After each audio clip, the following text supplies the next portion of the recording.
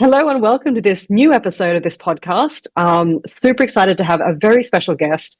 I'm interviewing someone who's actually manifested her husband. So you're going to want to learn all the details. So stay tuned. You're going to love it. Hey, my name is Michelle Chung, and I'm a live manifestation expert, which means I help women manifest their soulmate live in person, offline. And I help career-driven, A-type alpha women find their man so they can have the amazing, committed, and effortless relationship they deserve. Hello, Aracely. Welcome. Welcome. I'm so Hi. excited that I found you. I know, I'm so Um, excited to be here. Thank you for coming on and sharing your story. Like we were just talking a bit before about how you manifested your husband. So, Mhm. well, let me introduce you a little bit to everyone. Araceli, you're a architect. You're a career-driven woman. You're successful at what you do, and you've been in a long-term relationship. Yeah, But after 5 you years. broke up for 5 years, Yeah. and after you broke up, you there was something that you did specifically hmm that actually helped you manifest your husband. So I want you to tell everyone what that exactly was and how that happened for you. Yeah, absolutely. So, for everyone that is new to the manifestation world or even don't know anything about it or don't believe in it, you don't really have to. I'm gonna just share with you the things that I did. And I actually manifested my husband before knowing anything about manifestation. But now that I do, I see just how important that is actually in our day-to-day basis. So I was out of the 5 year long relationship, and I was devastated because I spent too much time with this guy that I thought he was serious with me, just to form a family, to form a future together. And he was at the beginning, at the middle of it, but by the end of it, he was having too many doubts about myself, about ourselves, and I mean, as a couple.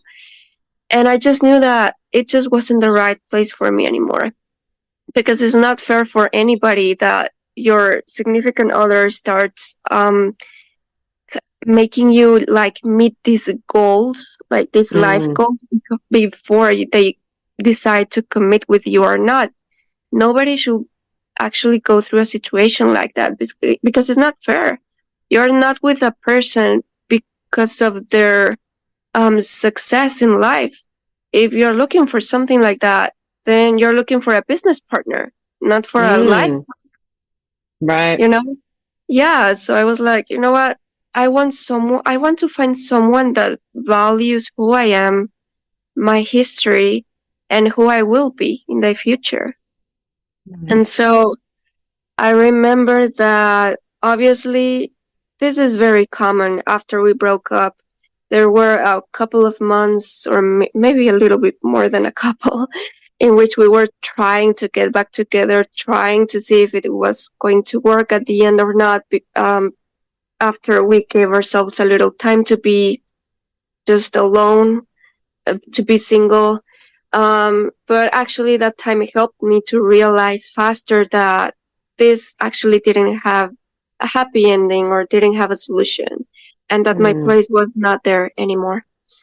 So I right. remember very vividly that one day I was about to get into the shower and I was feeling sorry about myself. I was feeling so like guilty, like a victim, like, you know what? I cannot believe that I just spent that much with this guy, and now I have to probably spend the same amount of time with another one, trying to see if we are going to be a good fit or not.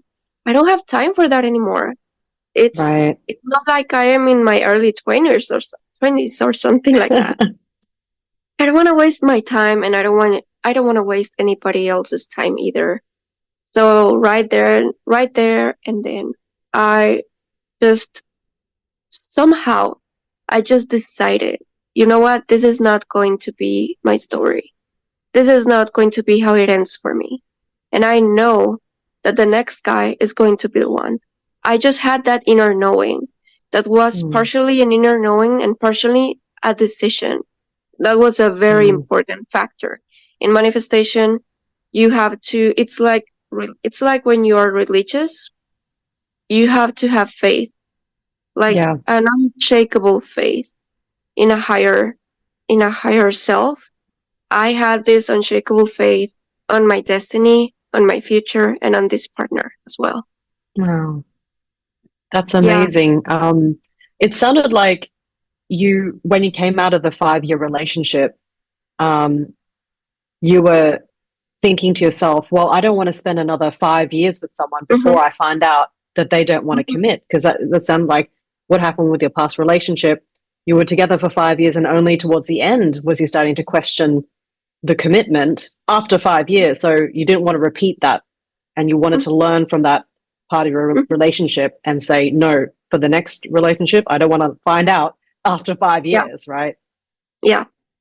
Mm. Yeah. So I didn't choose a specific timeline, but what I chose there or then was, I had to reflect on how could I notice or could I know if the next guy is what's going to be the one. And because I had previous relationship, I thought about what went well and what didn't, Mm. so I could, Awesome. just notice some patterns. You can always notice patterns. Or if you didn't have, I mean, and I'm talking to the other person on this podcast, the other person that is hearing about us or listening to us right now. If you didn't have previous relationships and you're looking for your forever someone, what you can do is to reflect on your values and how you will love to be treated. Don't don't think about the way that you've been treated before. Think about the way that you will love to be treated if you haven't Nice. already. And that Yeah, is a very good thing to look out for. definitely. That's Yeah. that's one of the main things that I'm also teaching as well. Very much so, to align with someone on core values. So tell us about your relationship now with your husband and how that actually happened. So you made a decision, and you fully believed in it. You had that faith, and Mhm. then what happened? Well, what I did was also not put boundaries or like certain scenarios in my head of the places where I was supposed to meet this next guy, this forever soulmate of mine.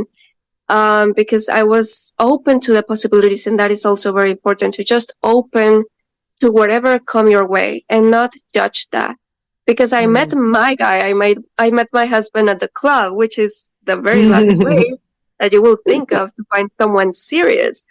But I thought to Serious. myself, Yep. well, if I'm a good person, if I'm a nice person that loves to dance, why wouldn't I find someone that is the same? And I find that, and maybe that I could find this person dancing, up there in the Yeah. dance floor having a good time. So I was open with that. And in manifestation, you're not supposed to worry about the how things Correct. happen, how or the where. You're just supposed to focus on what the outcome that you want to have or what Yeah. that outcome could be. And so first I decided that the next one is going to be the one. Second, I was just open to all the possibilities, all the scenarios of when and where I will meet him. And then the third thing was notice being very aware of the patterns and what I was expecting this guy to treat me or how I was expecting him to treat me. I was also very clear on how I was hoping he will be with his family, for example, or Mm. him as a person in general, the characteristics of this person, his personality, a little bit of his personality. Like, I would love to be with someone that is a musician, or I would love to be with someone that is very sensitive, because I would love to have a partner that honors my sensitivity as well and Mm. honor my feminine side. Because Mm. I can also be very masculine because I'm an architect, and there's a huge power battle in our field, and as many other women feel, can feel like me. If you hear me speaking funny, it's because English is not my first language, so I'm just Not at all. You're Um, fine. yeah, but as women, we often find ourselves in these type of situations where we have to just fight for being seen and for getting the Right. same opportunities. So I can be very masculine at times, and I wanted someone to give me the space to just relax, take a step back, and being in my feminine energy. Wow. Um, yeah, and I also wanted someone that was a feminist, even though it was a guy. Yeah, I wanted someone that honored those things because I am very feminist as well. So the fourth or fifth uh point here or thing that I did was I am a very romantic person. I can fall in love very easily, and so I had to take care of my heart Mm. um because of that same thing. So how did I do that? I somehow I managed to meet this guy after a few, after I kissed a few frogs in this phase of my life, trial and error. I took, I was protecting my heart in the sense that I was getting there. I was about to fall in love, but there was a very last step to take for me to completely fall head over heels for this guy. And that was the questionnaire. Many of us Yes. do have a questionnaire that we will love to just put into the practice with our significant other. Like, well, what are your goals in life? What do you think about having children? How many children? Do you want them to be religious or not? Do you expect me to work full time or not? Or would you be okay if I decide at some point in my journey to be a stay at home mom or not? These things we always think about, but normally uh, we don't really give us the opportunity to actually talk about them until it's already too late, until you're already married, Right. and now you're having these conversations. Well, would Right. you like to have kids? When would you like us to have kids? And you're already married. It's like, oh my gosh, you already made the commitment, and you didn't talk about these things. You have to Yeah, it's think about crazy. the topics that really you see that will impact your journey as an individual and then as having a partner. Yeah. Not it doesn't necessarily have to involve kids or religion. You just have to think about what really matters to you, what you really want to get out of life. And even if you don't have the complete picture, that's okay. But what are the Yeah. things that up until now you know that are really important to you? And then Yeah. dare to ask about them before you actually commit.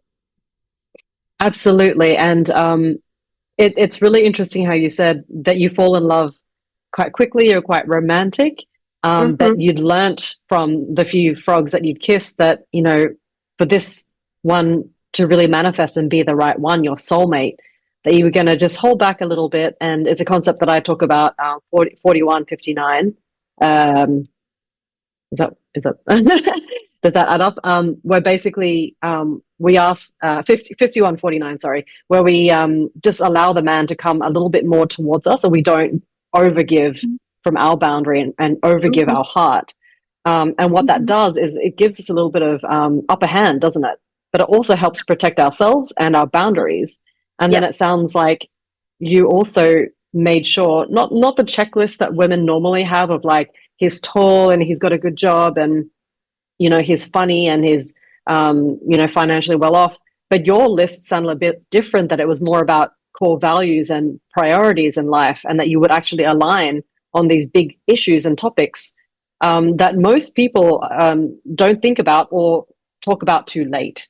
And Mm-hmm. that seems like it really worked for you to have this important conversation. And around when did you have this conversation? When you were dating?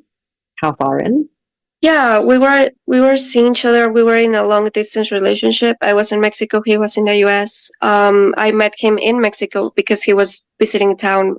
He had a family member here, and that member told him like, "Oh, why wouldn't you come here? Like, because I'm always going there. Why don't you come here?" And he was like, "Yeah, you know what? You're right." So like Wow. everything aligned.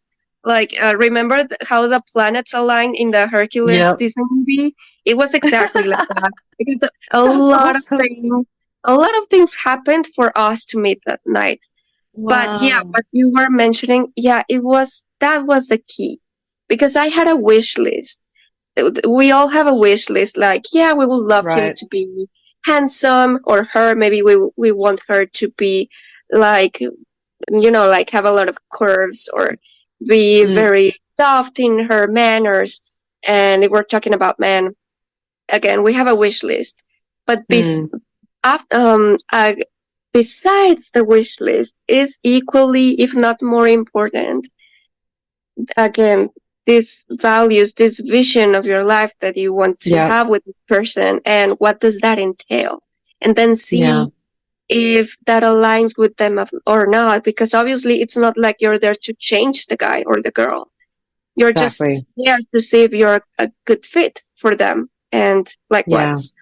And that's the thing that I did different, because by that time I already had like 6 boyfriends in throughout Mm, my life, and all of them were, again, a little bit serious. I mean, I know that I am a romantic, because I remember the first time that I got my heart broken, and I was 6 years old, and I never forgot. oh. I was 6 years old, Oh. got my heart 6 years broken. old. That's how I know that I am a romantic, a hopeless Wow. romantic. I remember vividly how it happened, and I was so little. Oh. And because of that, every single relationship that I had, I was fully into it. I was fully committed, Wow. and I was never really playing around. But I Mm, thank God that I didn't end up with any of those other boyfriends, even though I was full in. I really wasn't ready to be full in, yeah. and so I'm so Right. glad all of those didn't work out, because when I was ready, I knew which steps I had to take. I knew what to look out for. And I was totally sure that I had a good process, like a good view of what I will accept and what I wouldn't accept, as So with good. our, yeah. That's And so that's good what I because I was gonna recommend. Mhm. go ahead. Yeah, that's what I recommend, to have a really good vision of what you want to accept in your partner, the way they treat Yeah. you, the way they are with their family. And yeah, again, we are, again, going back into talking about values, but those Yeah. are the things that really transcend. Those are the things that you can really count on for, if you're Yeah. looking for a lifetime timeline type of thing. Yeah. Absolutely. It's like when you, I don't know, interview for a job, you're not going to go for a job that's misaligned with your values. If you're an environmentalist, you're not going to go to a chemical company and ask for a job, are Yeah. you? So, in a Yeah. very simplistic way of demonstrating this metaphor of like, and this process of looking for the core priorities Hmm. um, and values as your primary checklist, so to speak. Yeah. And most of the time, we don't allow ourselves the time, or we do not give ourselves enough permission to do these things, because then we Mm, think about that we are being maybe a little too pushy, or a little too tight, or a little too analytical, mm, even though, well, love is not something that is analytical. And so mm. we're thinking that maybe we're coming on too strong, Yeah, but sometimes it's exactly what you need before falling completely in love, because you know that yeah, once you are in love, it's very hard to go back into the analytical phase. You just can't. right. Biologically, chemically, you cannot. That's why you gotta protect yourself Yeah, before just going into this path. And I'm not saying that you have to do exactly the things that I did, that were like very, like step one, step two, step three. That was just something that I felt it was good for me. It was aligned with me yeah. because of I my think that's prior very helpful. experience. Yeah, Yeah, because I'm not saying that this is what has to be the case for everyone. I mean, my mother and my father, they met, and 6 months later they were married. Wow.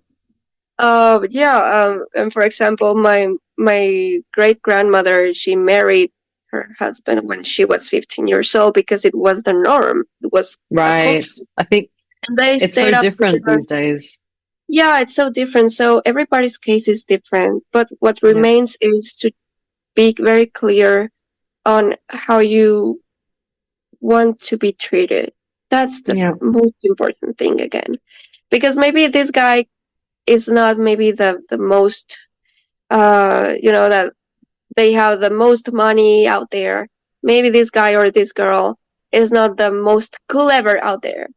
But if they treat you like the queen you are or like the king you are, if they love your family, if they admire you no matter what you do, if they honor you even in your worst days, that's what matters. That's what you want to Wow. be for. And that's Absolutely. what I got.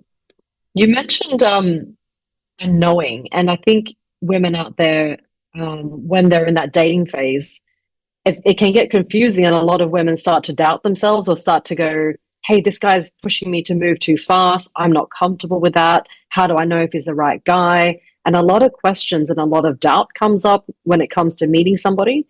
And you mentioned this knowing that you had inside. Could you expand a little bit more about that? Um, the knowing that he was the right one, or the knowing prior to meeting him that I was going to meet him? Which of Probably the two? both, because I think what you've done a bit differently, and what is about manifestation, is having that faith and that Energetic. knowing, energetic vibration, and the Uh-huh. frequency match. And Yes. this is an important part of manifestation, because this is, some people may It's say the it's law of attraction. scientifically unproven. Exactly. Mhm. It's, how can you see that it's not real? Or, but I think a lot of people listening to this podcast do believe in energy and frequency. And Yeah. it sounded like you had put yourself in that frequency, which is faith. And Mhm. that's one of the highest levels of frequency. If you look at David R. Hawkins' map of vibration, that having that sense of faith that Mhm. he's there, and you just let it go. And also that you don't go back on yourself by worrying and doubting yourself, which I think a lot of women are doing. And it kind of erases and lowers your vibration, doesn't it? Yeah. So I had two inner knowings at the before meeting him and after meeting him. Before meeting him, I didn't know anything about manifestation, but energetically, um, I actually wasn't diving into energetics either because I'm a Catholic and you're not supposed to. We're taught not Right. to. So up until Mm, that point, I didn't. But now years have passed, I can see that I just knew. And mm. it's not because I'm someone special. We all have this inner uh, person that is very wise inside of us. We Yes, have this inner, absolutely. how can you call it? Your guides, angels. Like someone that is very, yeah. I'm just forgetting the word here, but yeah, I just trusted. I trusted the Mm, process. I trusted on the outcome. I decided to mm. trust. And actually, the other day, I'm in a group about manifestation in Facebook, and someone asked something similar to this. And I think it does apply, so I'm going to repeat what I read. Mm. Someone suggested to think about when you go to a restaurant. When you go to a restaurant, you see the menu. And once you decide what you want out of that menu, you ask for it and you forget about it. It's not That's like you're exactly doubting. what I'm teaching in my Yeah, webinar. Yeah. yeah. It's not like you are hopelessly thinking about, oh my gosh, is the chef getting my order right? Are the cooks actually putting salt on the fish or whatever? No, you just ask for what you wanted and you know Correct. that it's going to come. Correct. You can apply the same thing in life. And in manifestation, is the same. You take that leap of faith. You believe in the law of attraction. You believe that whatever you are looking out for, it's also looking out for you. Yeah. That's like Exactly. mirroring what you're doing, mirroring what you're putting out there. And many people that don't understand or don't want to believe in this are missing the fact that they are already seeing these examples on a day-to-day basis. I decided that I was going to believe in manifestation once I realized all the connections between spirituality, science, and religion, particularly my religion. I noticed that they were all saying the same things. They were all Yes. talking about the very same things and doing the very same actions, but they were just talking about them in a different way. Yes. Yes. You've Yeah. actually hit it on the head. And it's interesting. I've also noticed this parallel, and I also use a lot of metaphors like prayer. It's manifestation actually, and then ordering in the restaurant. That's something I use a lot as well, and it's all very universal because I think once you recognize the real truth, it's what everyone has been saying since ancient times, but in their own particular way, and it's the same thing as us entrepreneurs. We're all teaching what we know in our own particular way, and the person who's meant to hear it, our soulmate or our soul audience, our soul clients, will hear us the way they're meant to hear us, right? Yeah, I mean, the person that is aligned with you will find you, no Exactly. matter what. You just have to think that there are no restrictions, no boundaries, and no impossibles either. So, again, how did I apply this? It's like I didn't have anything else to lose back then. Yeah. So I just decided to experiment and say, well, what if, what if? And I dared, and I think I did a good job because I'm happy now. You did. That's amazing. One last thing before we wrap up. You mentioned you don't even have to believe in manifestation, and I think that's a really good point. And it's something that I think we may have to clear up in our world today. That you have to, like in religion, that you have to pray every day, and you have to make your affirmations repeatedly, and you have to really push push your wish, your manifestation, and it's absolutely not true. No, Even your actually, belief. I didn't do any of those things. Exactly. Those are tools. Those are tools that obviously they are very helpful, and they do work because I have put them into work lately. But back then and there, what I did was actually the most important thing, that was doing something from the inside out. Correct. Inside out. And inside out was the energetics. And that is the most precious thing, because they teach you in manifestation that the most important thing to actually manifest something into your life is to feel whatever you will feel as if you already had that thing.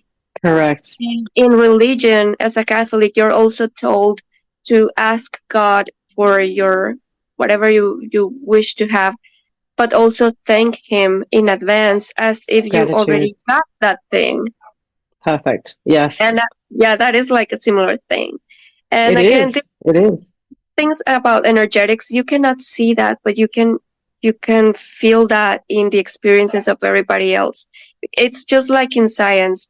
You don't have to believe in the law of gravity to know that gravity exists, and that many people have actually felt that, Yes, that's a perfect example of that. Yeah. Yes, that's perfect. Well, thank you so much. Any final words for women who are listening, who are looking for their soulmate, that you'd like to share?